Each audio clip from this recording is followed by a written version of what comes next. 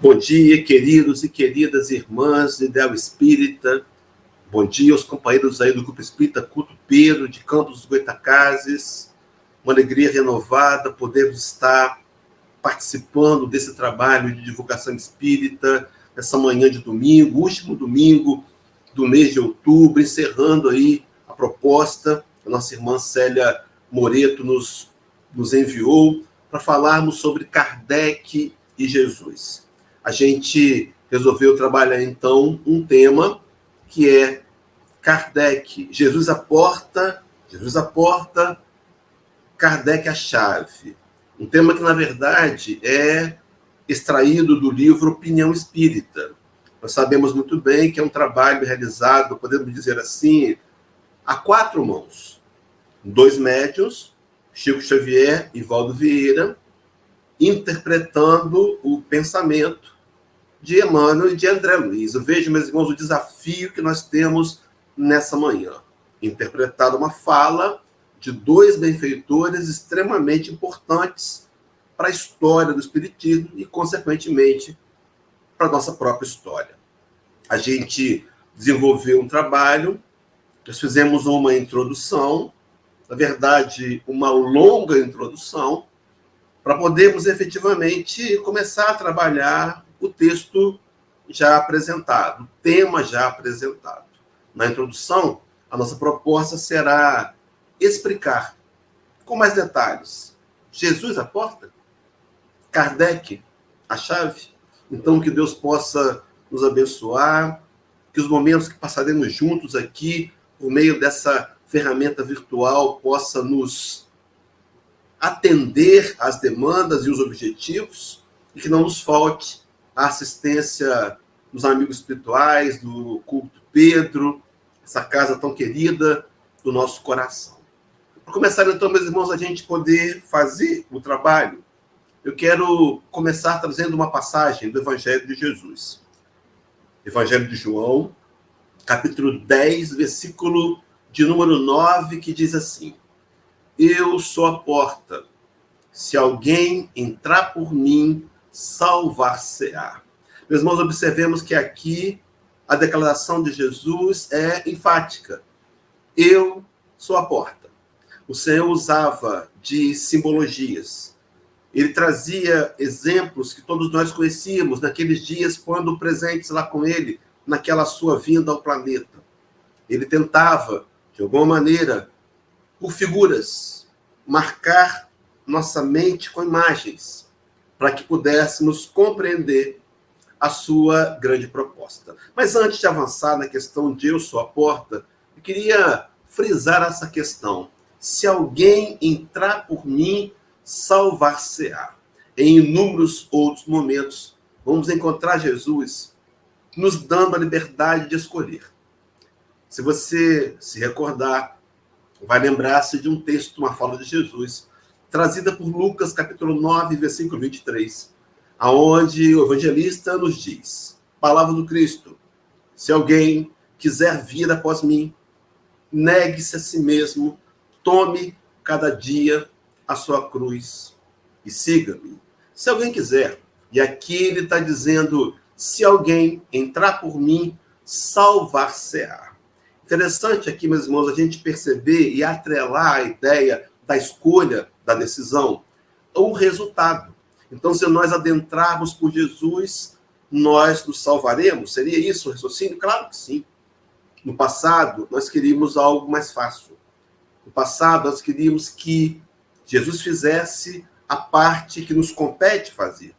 E desenvolvemos uma teologia chamada salvacionismo, onde acreditávamos, e muitos hoje ainda acreditam, que o simples fato de entender e aceitar Jesus como nosso Salvador, já garantiríamos o nosso acesso ao mundo espiritual, quando, na verdade, salvação é uma conquista, que vai depender, meus irmãos, de escolhas, decisões, esforços, trabalho e investimentos que, por certo, estarão permeados por disciplinas e ações extremamente práticas. Mas voltemos ao tema.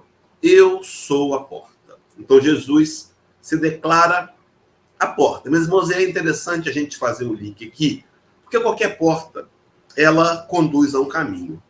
Se eu abrir a porta aqui do escritório onde eu estou localizado, vou encontrar um corredor, um caminho, que me leva até a cozinha, me leva até a sala.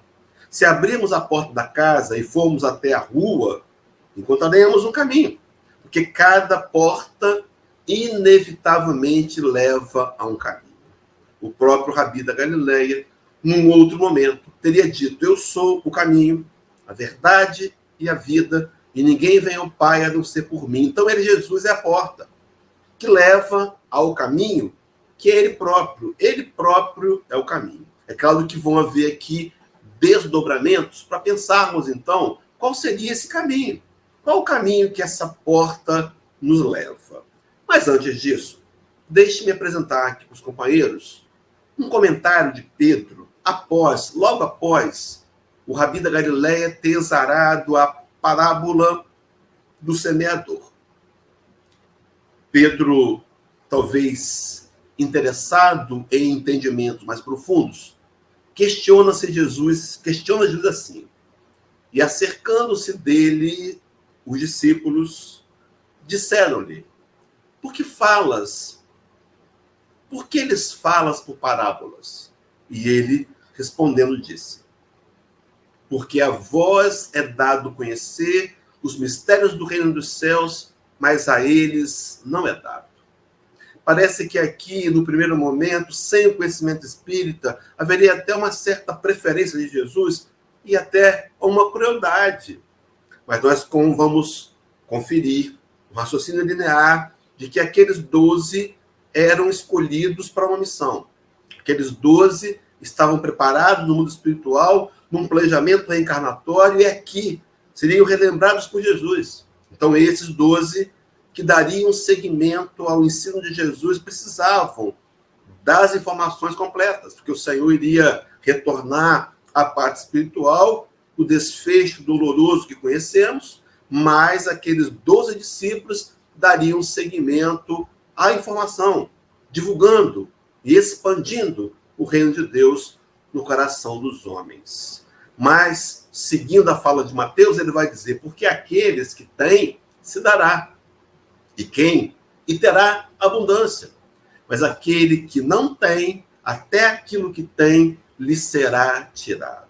Na verdade, quem tiraria não seria Jesus, mas seria aqueles que não buscam ter, e aquilo que tem se perde, se apodrece, se deteriora. Meus irmãos, quantas vezes recebemos a informação de Jesus? Uma palestra como essa, ouvimos com clareza, recebemos a informação, até por alguns momentos aguardamos, mas esquecemos de aplicá-la à vida, de tornar um olhar mais aguçado, e ela se deteriora. Então aquilo que nos foi dado se perde por conta da nossa própria infantilidade espiritual.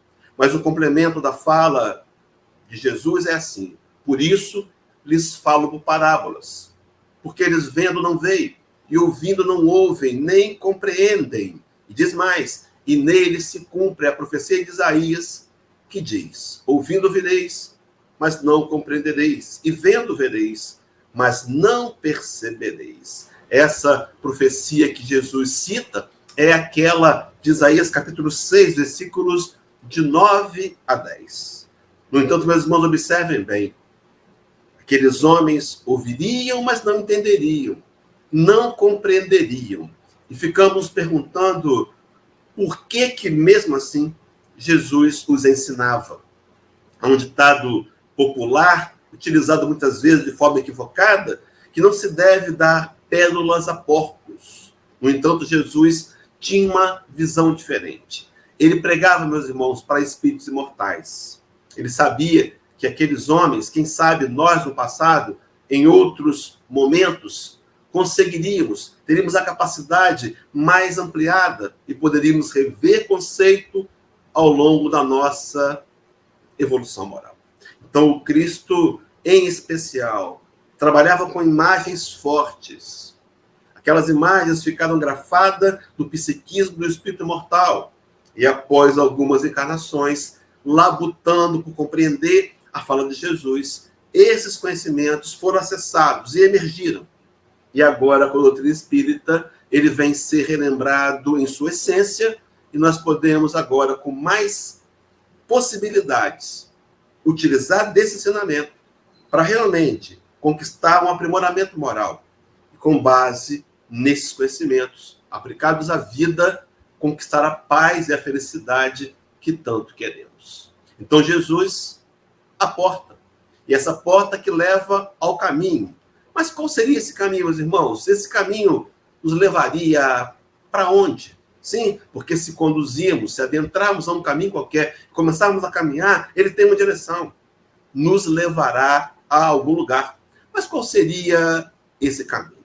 Para a gente poder responder, eu quero, antes de trazer uma fala de Pedro, uma outra fala de Pedro, lembrar daquela passagem de Jesus, do Evangelho de Mateus também, inserida no Sermão da Montanha, capítulo 7, versículo 13 e 14.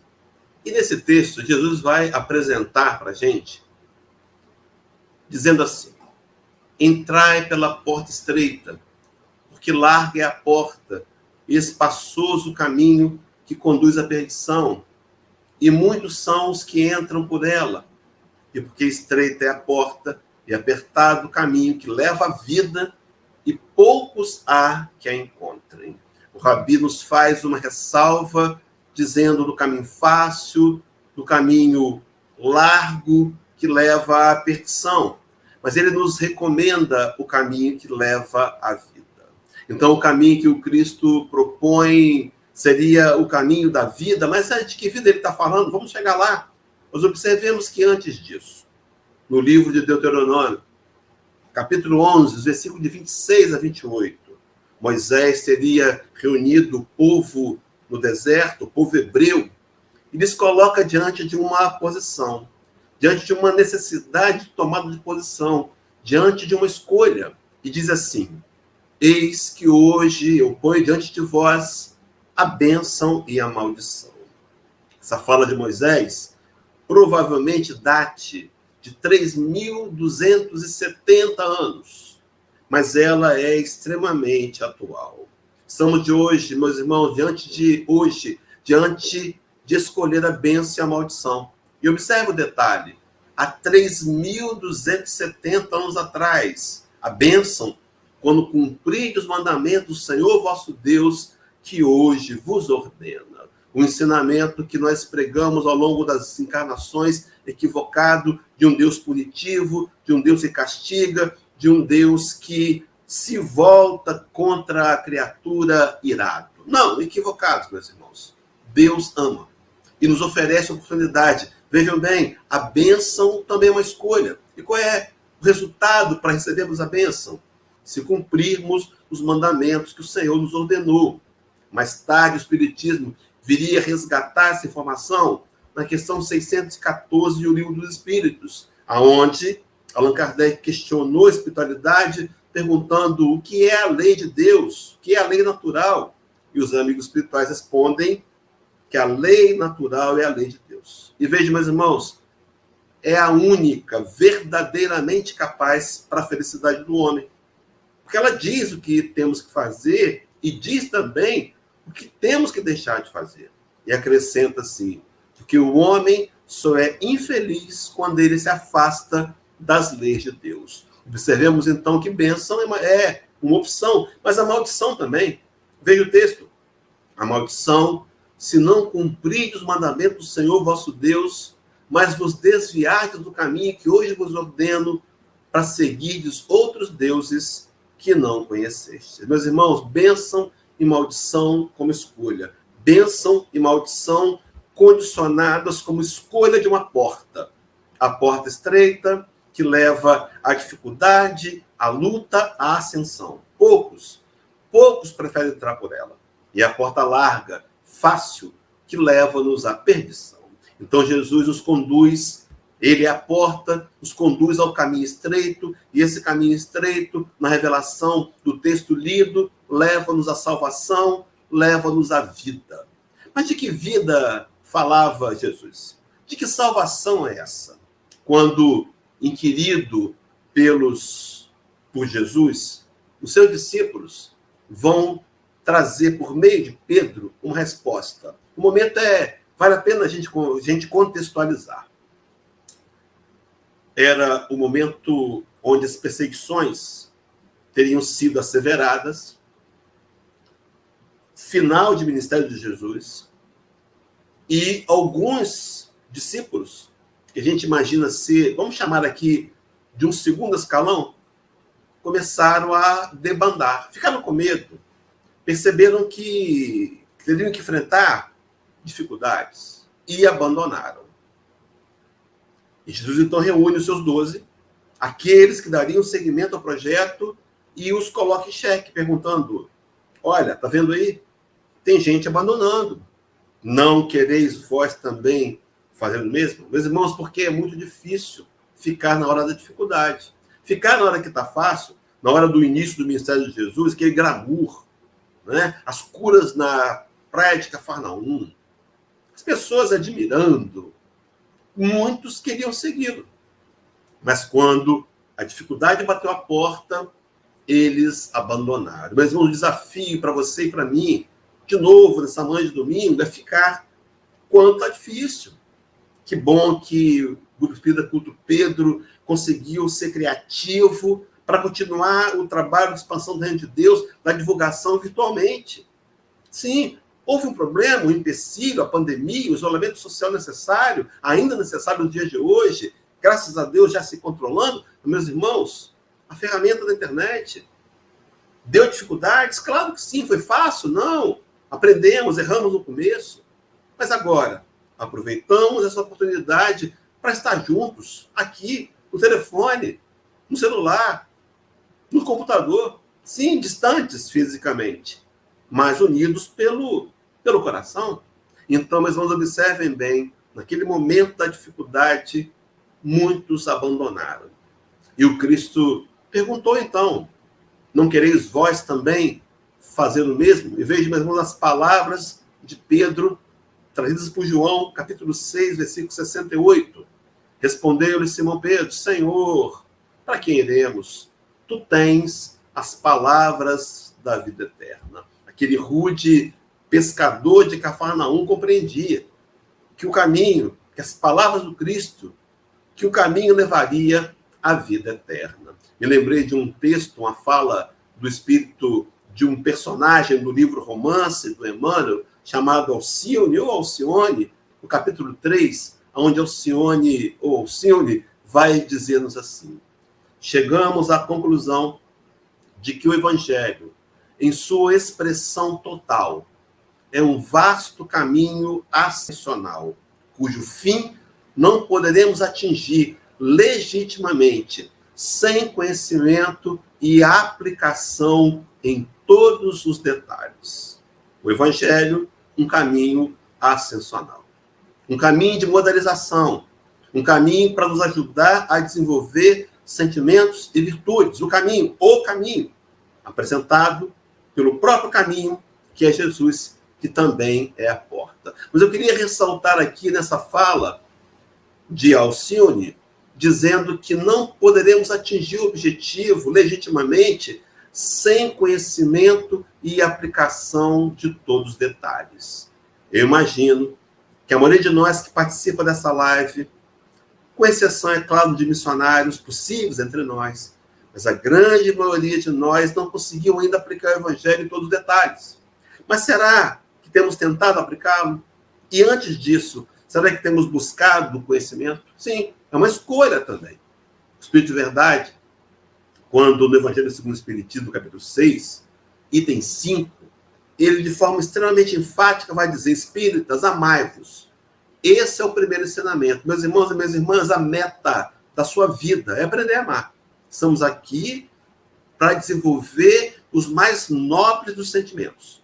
No segundo momento, o Espírito de Verdade diz: espíritas, instruí-vos, eis o segundo ensinamento, como que nos ordenando a buscar o conhecimento.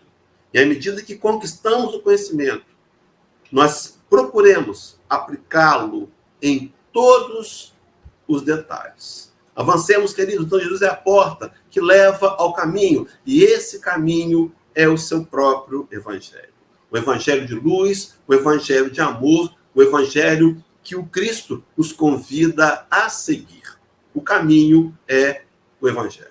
Então vejam, o Cristo se intitula como a porta, nos oferece o seu evangelho para que possamos nós mesmos caminhar nele. Missão cumprida, mas nós, meus irmãos, não compreendemos. Naqueles dias, éramos bárbaros, éramos violentos, teríamos aprendido a odiar, teríamos aprendido por séculos a praticar a vingança. Aprendemos o olho por olho, o dente por dente, e não entendemos a Jesus. Não podíamos compreender alguém que nos convidava a amar inimigos. Não conseguimos compreender alguém que nos propunha a perdoar 70 vezes 7, nos tornar servidores para ser grande no reino de Deus, e nós não o aceitamos, nós o rejeitamos. João Evangelista, escrevendo o seu evangelho, capítulo 1, versículo 11, vai dizer: veio para o que era seu e os seus não o receberam. Durante algum tempo eu tive dificuldade na minha vida de compreender esse texto do evangelho. Os companheiros que me conhecem aí de Campos, do Culto Pedro, sabem que eu venho de um segmento evangélico, fui da Igreja Batista, e eu achava que o texto foi transcrito de forma equivocada. Eu imaginava que fosse assim: veio para os que eram seus e os seus não receberam. Mais tarde, com a ajuda de Emmanuel, no livro A Caminho da Luz, descobri que esse veio para o que era seu, o seu planeta, o planeta que Deus me deu. E nós, as suas ovelhas, não quisemos recebê-lo. Nós não recebemos, rejeitamos a Jesus, nós o matamos, meus irmãos. Foi isso que fizemos com Jesus, nós o matamos e não quisemos seguir o seu caminho, não quisemos seguir o seu evangelho. Como se não bastasse essa morte que lhe impusemos, mais tarde, no século III, nós nos vendemos, é essa a expressão correta, em nome de uma cadeira confortável, de um lugar na corte, de uma mesa farta. A liderança da igreja aceita o convite do imperador Constantino e a igreja e o cristianismo começa ali a perder o seu objetivo, a perder a sua essência. Como se não bastasse, no século XI, nós montamos um exército e matamos, em nome de Jesus, aquele que nos veio dar a vida, que nos veio convidar ao amor perene. Nós matamos, cometemos inúmeros equívocos. No entanto, meus irmãos e minhas irmãs, tivemos uma nova oportunidade. Veio a doutrina espírita, que, segundo Emmanuel, na sua linguagem, é o Evangelho Redivivo, nos reconduzir àquele primeiro objetivo, aquela primeira essência, para que pudéssemos, caminhando a Jesus, encontrar a paz, o equilíbrio e a felicidade. Uma passagem de Emmanuel, no livro Caminho, Verdade e Vida, na lição de número 90, onde o benfeitor narra aquele episódio da vinda de Judas no Getsêmani, trazendo a guarda do Sinédrio para que pudesse beijar ao Senhor, identificá-lo e os guardas o prendessem. E é nesse momento que Emmanuel ressalta dizendo assim: nesse gesto de inovidável beleza espiritual, sim, porque Jesus diz quando Judas se aproxima: amigo, a que viestes? Nesse gesto de inovidável beleza espiritual, ensinou-nos Jesus que é preciso oferecer portas abertas ao bem, até a última hora das experiências terrestres, ainda que, ao término da derradeira oportunidade, nada mais reste além do caminho para o martírio ou para a cruz dos supremos testemunhos. Mantermos sempre, meus irmãos, as portas abertas significa confiar no bem, significa entender que, embora vivenciamos hoje um momento difícil, os benfeitores espirituais da equipe de Ismael se encontram à frente do grande projeto Brasil, Coração do Mundo, Pátria do Evangelho, e o que nós podemos fazer é contribuir com a nossa fé, com o nosso trabalho e nutrir uma energia de esperança e de luz. Emmanuel faz um paralelo com essas portas do bem, com o trabalho no bem, que deve ser a nossa maior meta. Meus irmãos, a palavra do Cristo desafiava-nos a pagar o mal com o bem. Paulo de Tarso, escrevendo a carta aos Romanos, capítulo 12, vai dizer: não te deixes vencer pelo mal, mas vence o mal pelo bem. Meus irmãos, não podemos mais aceitar a atitude equivocada que muitos cometemos de tentar combater o mal com o mal. Mas a lição paralela de Emmanuel, e quem conhece a obra de Emmanuel sabe que ele trabalha assim, ele traz informações do mesmo tema, múltiplas, em várias edições do livro, ou mesmo em vários livros, em especial nessa série Fonte Viva. Mas na lição 35, Emmanuel vai dizer: somente o bem pode conferir o galardão da liberdade suprema, representando a chave única suscetível de abrir as portas sagradas do infinito à alma. Só o bem, meus irmãos, pode nos aproximar de Deus. E eu peguei aqui, nessa fala de Emmanuel, um link com esse bem que representa a chave para que pudéssemos nos aproximar de Deus. Então nós fomos resgatar Jesus à porta, a chave, Kardec. Mas observem bem, meus irmãos, que chave é essa que Kardec vai apresentar para a gente? Na verdade, Kardec simboliza. Daí a gente vai chegando no texto do livro Opinião Espírita citado aqui. Mas observe, queridos, capítulo 14, item 9, nas instruções dos Espíritos, lá está dito: compreendam que para chegar a Deus, uma só é a senha: a caridade. Meus irmãos, observem então que não foi por acaso que Allan Kardec, inspirado em duas falas desse capítulo 14, Santo Agostinho e o Espírito Caritas, também inspirado no capítulo 15, uma fala de Paulo Apóstolo, ele vai desenvolver o lema do Espiritismo: fora da caridade não há salvação. Mas por que fora da caridade não há salvação? Meus irmãos, a caridade é a única ferramenta para a gente aprender a amar. A prática do bem é a única ferramenta que me ensina a amar. E ensinando-me a amar, me aproxima de Deus. Por isso, a caridade salva. Por isso, a caridade nos ajuda a olhar para o outro com um olhar de complacência, de misericórdia, de compaixão, de sentimentos mais nobres. E esse trabalho no bem, voluntário, desinteressado, desenvolve-nos o sentimento do amor e a marca do espírito evoluído. Os mais evoluídos são aqueles que amam. Diz Jesus, desafiando-nos no seu evangelho, capítulo 13 de João, versículo 35, os meus discípulos serão reconhecidos por muito amarem. Então Jesus é a porta, mas Kardec se torna a chave porque ele nos reapresenta Jesus com clareza racional. Então, a chave que vai nos levar ao caminho do Evangelho, meus irmãos, é o Espiritismo, apresentado por Allan Kardec.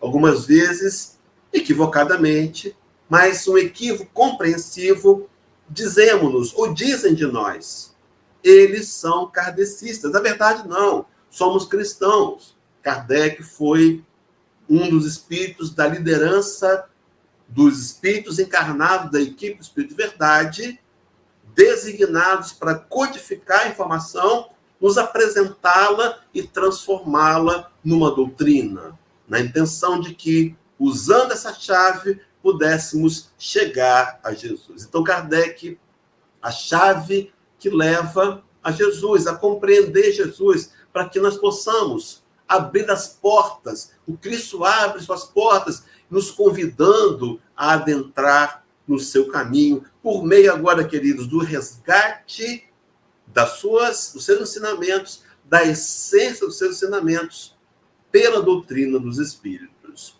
Eu quero trazer duas partes da introdução do Evangelho segundo o Espiritismo. Quero trabalhar com os companheiros o item 1 e o item 7. O item 1 diz assim, falando do objetivo da obra. Acompanhem, queridos. Devem dividir-se em 5 partes as matérias contidas nos evangelhos. Primeira, os atos comuns da vida do Cristo. Segunda parte, os milagres. Terceira parte, as predições, quarta parte, as palavras que foram tomadas pela igreja para fundamento dos seus dogmas. E quinta e última, o ensino moral. E observe, queridos, as 4 primeiras têm sido objeto de controvérsias. Sim, a última, porém, o ensino moral, conservou-se constantemente inatacável. Diante desse código divino, a própria incredulidade se curva. Era Jesus exaltando, o Espiritismo exaltando o código moral, o código das palavras do Cristo, como sendo a sua conduta moral, o seu ensino moral, o que nós mais precisaríamos compreender. Sim, porque a história, os momentos, a teologia criam desavenças. No entanto, o ensino moral nos une a todos. No item 7, no capítulo do Evangelho segundo o Espiritismo, da introdução, está dito: assim como Cristo disse, não vim destruir a lei, porém cumpri-la, também o Espiritismo diz, não venho destruir a lei cristã, mas dar-lhe execução.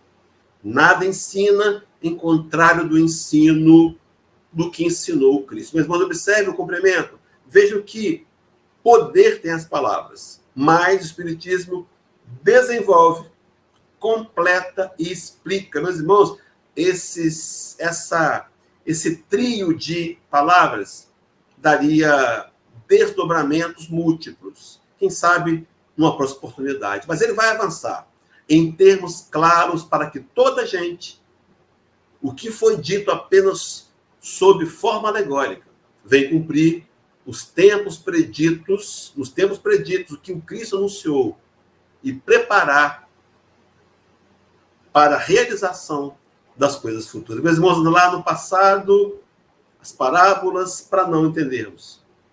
Agora, o ensino espírita para compreendermos. Queridos, deixa eu abrir um parênteses importante aqui. Agora, no nível de evolução que estamos, no nível de entendimento que estamos, não podemos mais nos permitir viver a violência, viver o ódio, viver a vingança, viver as alianças com as sombras. O nosso momento é crucial, é especialíssimo, é um momento fundamentalíssimo, onde precisamos transformar agora o Evangelho redivivo, as lições do Cristo, em atitudes da vida do cotidiano. E completa dizendo, ele é, pois, o Espiritismo, obra do Cristo, e preside, conforme igualmente o anunciou, a regeneração que se opera e prepara o reino de Deus na terra. Então, Jesus, o caminho, a porta que leva ao caminho, o caminho que leva ao Evangelho, que chega ao resgate pelo Espiritismo, e Kardec a chave, essa chave que faz a gente abrir a porta e permitir que Jesus adentre em nosso coração. E veja, meus irmãos, no gráfico, tendo Jesus dentro do coração, podemos abrir nossas portas do coração e agora levá-lo às outras pessoas por meio da caridade. Então, a atitude de levar o Evangelho do Cristo, dividir com as pessoas, talvez seja, por certo, a maior caridade que podemos fazer pela doutrina espírita. Na fala de Emmanuel, no livro Estude Viva, na lição 40, que tem como título Socorro Oportuno, o benfeitor nos diz, a maior caridade que podemos fazer pela doutrina espírita é a caridade da sua própria divulgação. Nesse mês que o culto Pedro tem como tema central Kardec e Jesus, cabe aos meus irmãos fazer o link entre esses dois personagens importantíssimos da história e levar a informação ao coração daquele vizinho que ainda sofre, daquele que desconhece o amor de Deus, daquele que ainda vive atrelado ao dogmatismo de um Deus punitivo, de um Deus mau, por meio da caridade. Me lembrei de uma fala de Paulo, escrevendo a carta aos Gálatas, capítulo 6, versículo 7, onde o apóstolo de gentios diz assim, versículo 2, levai as cargas uns dos outros e cumprireis a lei do Cristo. A lei do Cristo que Paulo se refere, a lei de amor a lei do João 15:12. O meu mandamento é este, que vos ameis uns aos outros assim como eu vos amei. Então, levar a carga do meu irmão é cumprir o mandamento. Meus irmãos e minhas irmãs, levar a carga do meu irmão não é a caridade? Mas observe um detalhe importante. Levai as cargas uns aos outros. Permitamos também que levem, nos ajudem a levar a nossa carga. Quantas vezes, meus irmãos, o nosso orgulho camuflado nos faz acreditar que não precisamos de ninguém. Queridos, guardem o que eu vou dizer agora.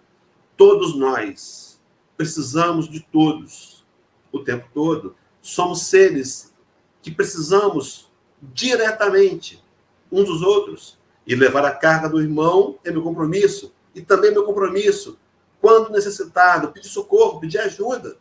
Não me envergonhar por isso. Mostrar o meu lado imperfeito, humano, deficitário, carente, e recorrer ao socorro do outro. Mas, enfim, meus irmãos, após essa longa introdução, chegamos ao texto do livro Opinião Espírita, já citado aqui, o capítulo 2, que traz como título O Mestre e o Apóstolo. Vou fazer a leitura e vou, ao longo da leitura, fazendo algumas considerações. Diz o texto: luminosa coerência entre o Cristo e o apóstolo que lhe restaurou a palavra. Meus irmãos, vamos guardar essa ideia de uma coerência entre Kardec e Jesus, entre Jesus e Kardec. Avancemos. Diz o texto de Emmanuel ao lado de André Luiz, ou André Luiz ao lado de Emmanuel. Jesus, o mestre, Kardec, o professor. Nesse mês de outubro, comemoramos o Dia dos Professores, deveria ser todos os dias, pelo trabalho de sacerdotes que eles exercem no ensino. É algo realmente admirável, mas Kardec, pedagogo, Kardec, professor.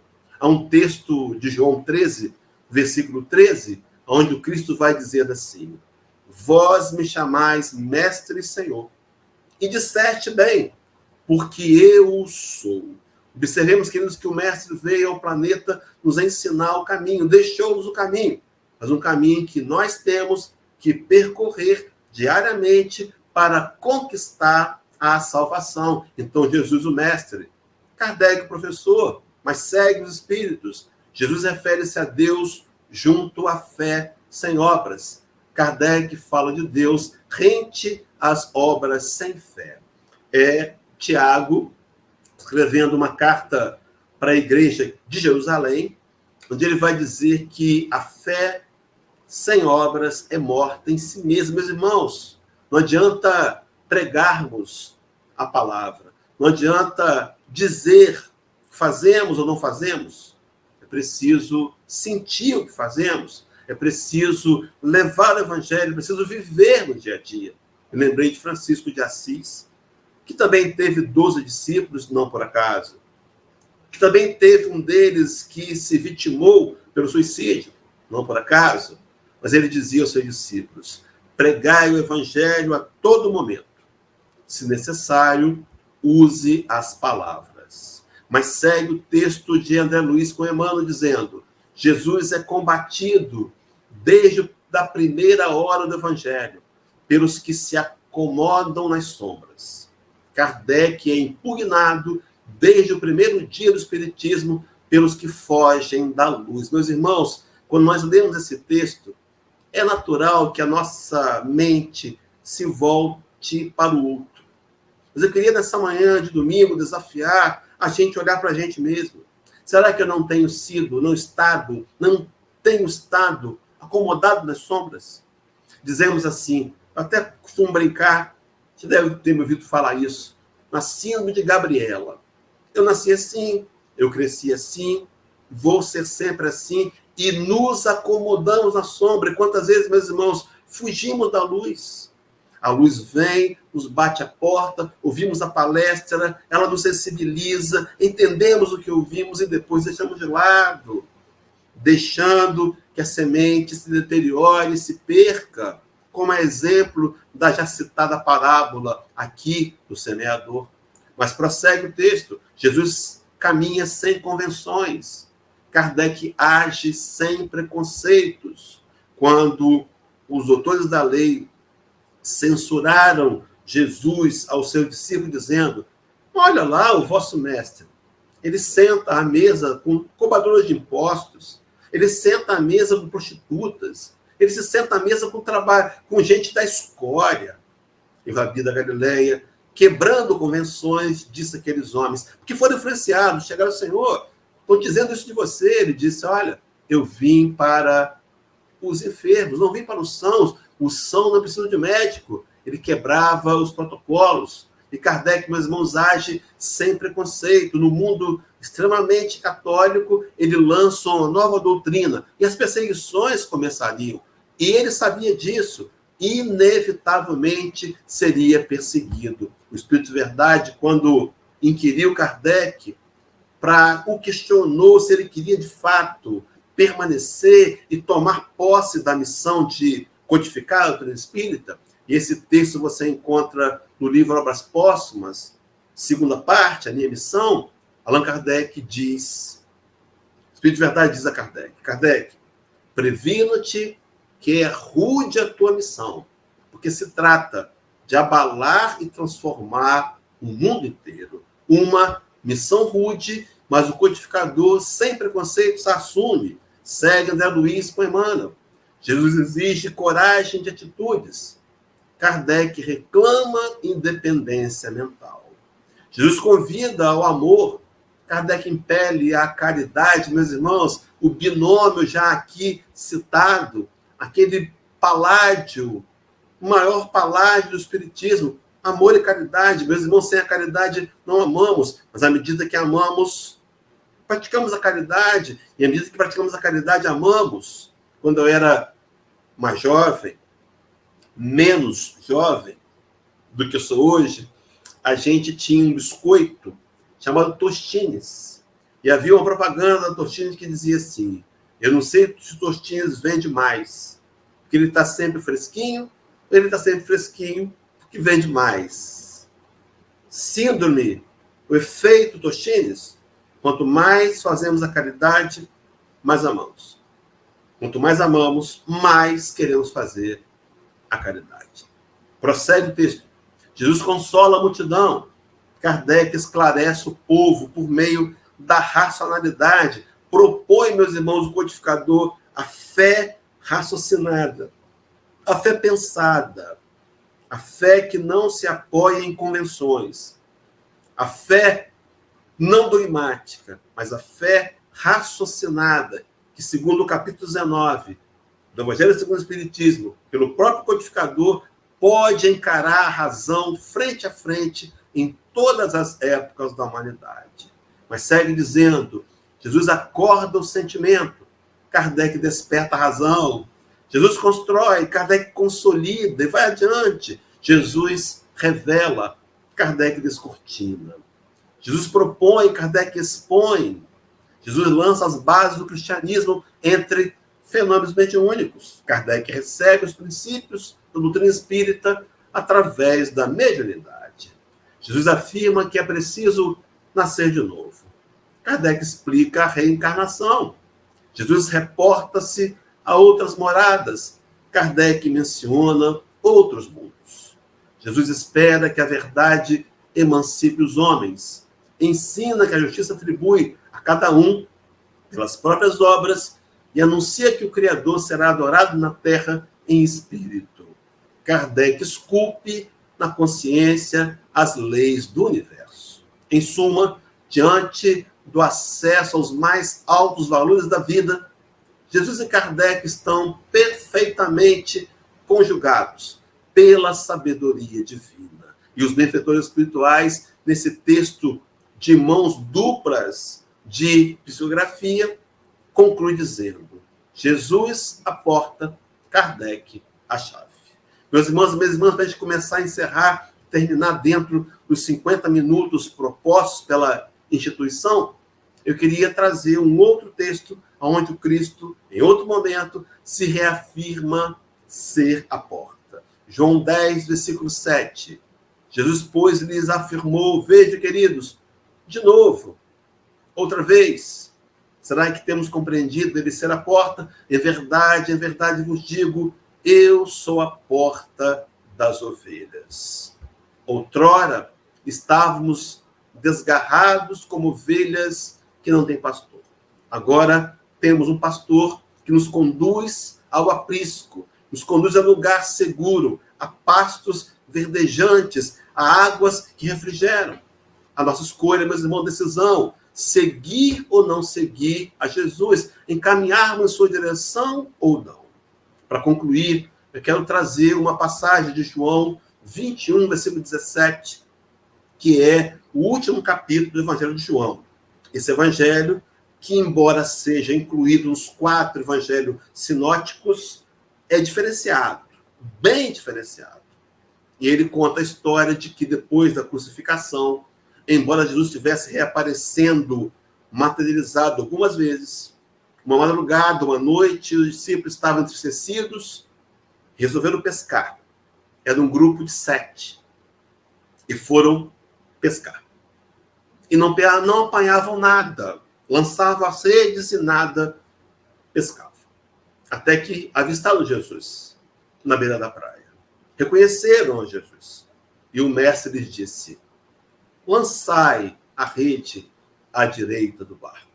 E eles, já conhecendo o poder de dupla vista que o Senhor tinha, porque na primeira chamada pesca maravilhosa, foi assim que aconteceu, quando eles se tornariam pescadores de homens, e então entram no mar adentro e lançam a rede. E narra do João que foi uma pesca seletiva. Vieram 153 peixes grandes. O Rabi pega um deles, prepara uma fogueira, faz um peixe assado na beira da praia. Meus irmãos, imagina essa cena. Frio da madrugada, uma fogueira acesa, um peixe assado, por certo, receita de Maria de Nazaré, mamãe. João diz que tinham pães, e eles sentam e comem juntos. Intimidade, proximidade. E é nesse ambiente de fraternidade que o Rabi pergunta: Pedro, me amas? E Pedro, talvez no automático, diz: Senhor, eu te amo. Prossegue o jantar. E em segundo momento, mais uma vez, o Rabi pergunta: Pedro, tu me amas? E Pedro: sim, Senhor, te amo. Transcorre as conversas e uma terceira vez pergunta-lhe Jesus. Disse-lhe terceira vez: Simão, filho de Jonas, amas-me? Meus irmãos, eu não sei se aí em Campos, eu penso que sim.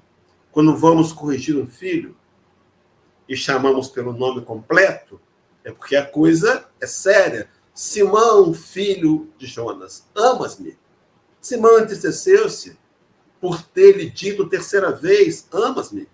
E disse-lhe: Senhor, tu sabes tudo, tu sabes que eu te amo. Diante daquela declaração segura, firme, objetiva, que amava o mestre, diz o Senhor: então, apacenta as minhas ovelhas. Meus irmãos, é o amor, é acima de tudo o amor, que deve nos movimentar em direção à tarefa, ao trabalho do bem. É o amor, somente o amor, que apacenta. A violência, a guerra, a arma, não mais podem ser usadas por cristãos. A nossa arma deverá ser o amor. A nossa arma deverá ser amar e pacificar. Vai, ama, pacifica. Vai, ama, serve. Mas, meus irmãos, sirvamos sempre a Jesus. A grande proposta do Cristo: nos tornarmos servidores, úteis nesse grande projeto de expansão do reino de Deus, que um dia tomará a consciência de todos os habitantes da terra. E a partir daí, então, seremos, segundo a fala de Jesus, um só rebanho. Teremos um único pastor. Seremos unidos em propósitos. Teremos a concórdia, a paz, a justiça imperará entre nós, e a nova terra, o novo mundo, de fraternidade, regenerado, será implantado na terra por meio, queridos, do trabalho pequeno que fazemos hoje. Que possa o Rabi da Galileia te envolver, meu irmão, minha irmã. Mês que vem vamos estar juntos de novo para comemorar o aniversário do culto Pedro. Que privilégio, que alegria poder participar com vocês, meus irmãos. Mas nada como estar juntos. Nada como poder, mais para frente, visitá-los presencialmente. Eu me lembro aqui, para fechar o nosso trabalho, que no final do corredor há uma cantina. E me recordo aqui daquele quiche, é assim que fala? Aquele empadão de queijo sem tampa, que delícia, que é feito aí pelos companheiros do culto Pedro e vendido para aqueles que gostam de um alimento delicioso. Meus irmãos, breve comeremos juntos o quiche do culto Pedro.